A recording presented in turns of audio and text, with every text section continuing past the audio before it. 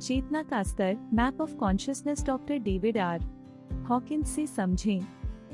क्या आपने कभी सोचा है कि हमारी भावनाएं और चेतना का स्तर कैसे मापा जा सकता है? डॉक्टर डेविड आर हॉकिंस ने विकसित किया एक अनोखा मॉडल जो बताता है चेतना के स्तरों को। यह मॉडल मानव भावनाओं और ऊर्जा के पॉइंट्स के आधार पर एक स्केल बनाता है। सोचिए, नीचे की तरफ है वो भावनाएं जो हमें संकीर्ण और नकारात्मक बनाती हैं, जैसे शर्म, अपराधबोध, डर और लालच, जो हमारे विचारों और फैसलों को प्रभावित करते हैं। और ऊपर की ओर, जहां चेतना पूरी तरह विस्तारित, प्रेम, आनंद और शांति का राज्य है। इसको समझने के लिए कल्पना करें एक उल्टा त्रिभुज, नीचे संकुचित, ऊपर विस्तृत। नीचे अल्फा पॉइंट है जहां भावनाएं भारी और संकीर्ण होती हैं, और सबसे ऊपर ओमेगा पॉइंट, अल्टीमेट कॉन्शियसनेस, जहां चेतना दिव्य और पूर्णतः विस्तारित होती है। अब जानते हैं भावनाओं के स्तर और उनके ऊर्जा पॉइंट्स को विस्तार से। क्षण 20 पॉइंट्स, जो आत्महीनता और अपमान की भावना है। गिल्ट 30 पॉइंट्स, मतलब अपराध बोध और पछतावा। उदासीनता 50, यानी निराशा और हताशा की अवस्था। शोक 75 पॉइंट्स, गहरा दुख और पछतावा।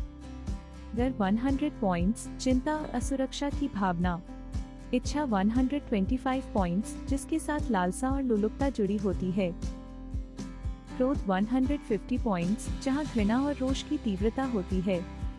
घमंड 175, अहंकार और श्रेष्ठता के एहसास के साथ। साहस 200 पॉइंट्स, यहाँ से शुरू होता है बदलाव का सफर।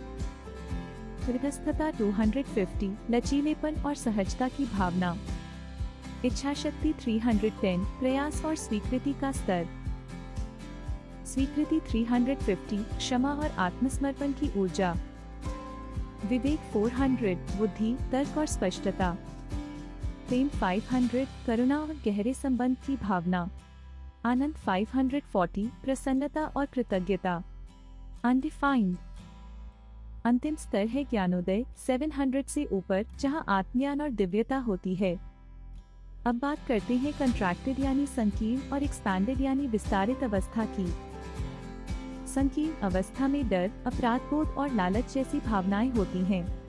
यह हमें प्रतिक्रिया में जीने और निर्णयों को धुंधला करने पर मजबूर करती है। विस्तारित अवस्था में प्रेम, आनंद और शांति जैसी ऊंची भावनाएं होती हैं। यह अवस्था रचनात्मकता, स्पष्टता और दिव्यता से जुड़ी होती है। अल्फा पॉइंट से लेकर ओमेगा तक का सफर एक जागरूकता की यात्रा है। अल्फा पॉइंट है जीवन का न्यूनतम भावनात्मक स्तर, शुरुआत की जगह है। ओमेगा या अल्टीमेट कॉन्शियसनेस में कोई डर, लालच या क्रोध नहीं बचता।